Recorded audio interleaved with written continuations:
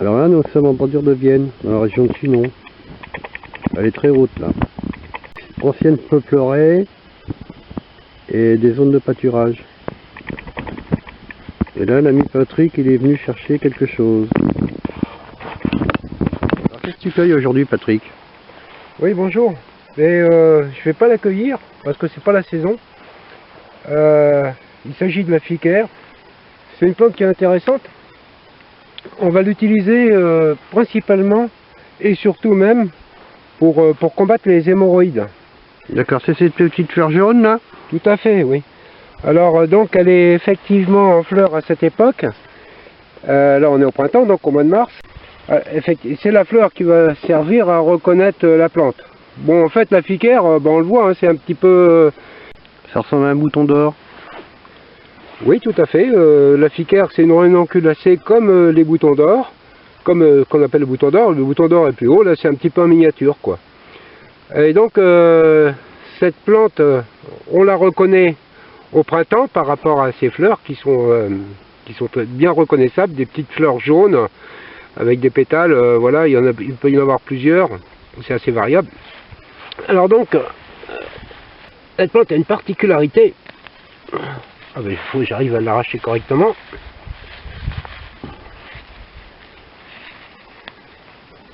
Alors là, c'est toute première de la saison là.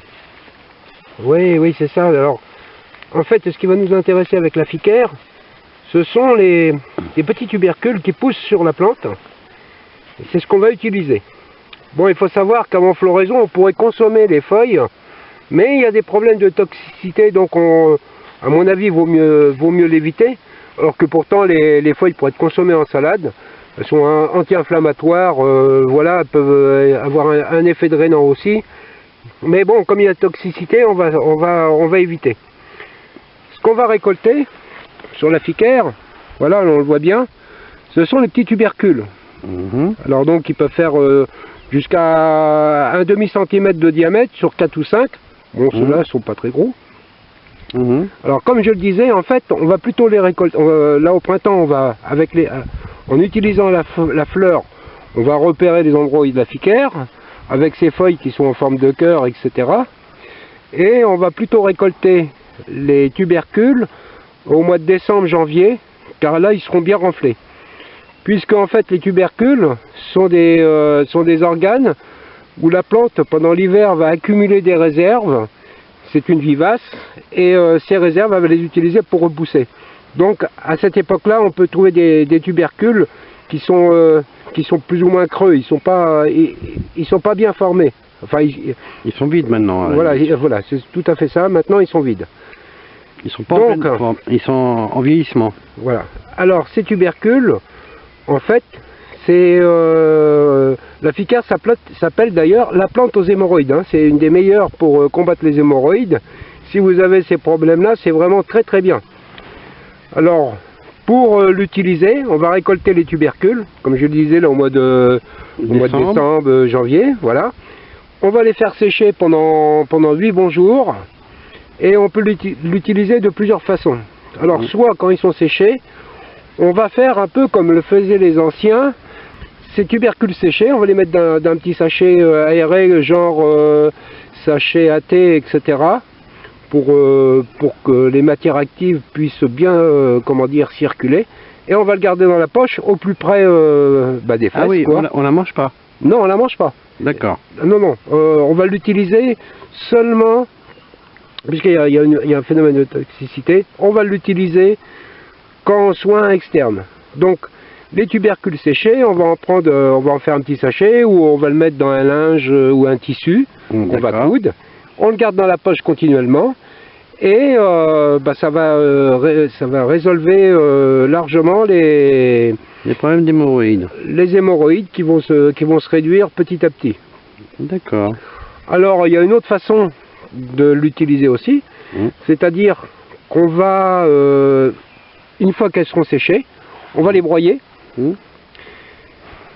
On va les broyer. En forme de poudre ou en Oui, on va faire une poudre. D'accord. Et on va la mélanger avec une substance huileuse comme comme une huile par exemple, une huile de coco ou une huile végétale. Plutôt neutre?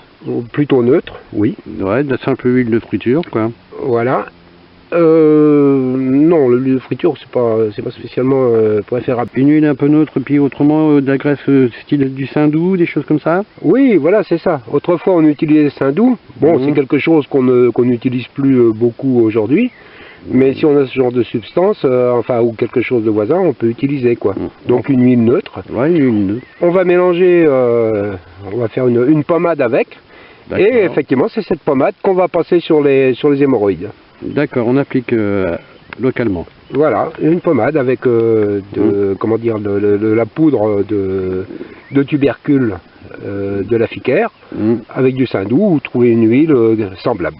En fait, dans les grandes lignes, on sait que c'est une plante qui est très bonne pour les hémorroïdes. Voilà. Ouais, c'est sa principale fonction. Principale, Avant d'accord. la floraison. Hein. Donc là, on n'a pas la fleur pour se repérer, donc il faut absolument se repérer à la feuille. Voilà, voilà. C'est-à-dire que si vous vous baladez dans la nature là au mois de mars, quand elle est en fleur, vous allez repérer, comme ici par exemple, il y en a des gros tapis, vous allez repérer les endroits où il y a de la ficaire, ce qui vous permettra de venir la récolter l'année suivante au bon moment. Voilà la fleur. Mais bon, moi je ne conseille pas de la consommer en salade, malgré sa forte teneur en vitamine C. Elle est aussi diurétique.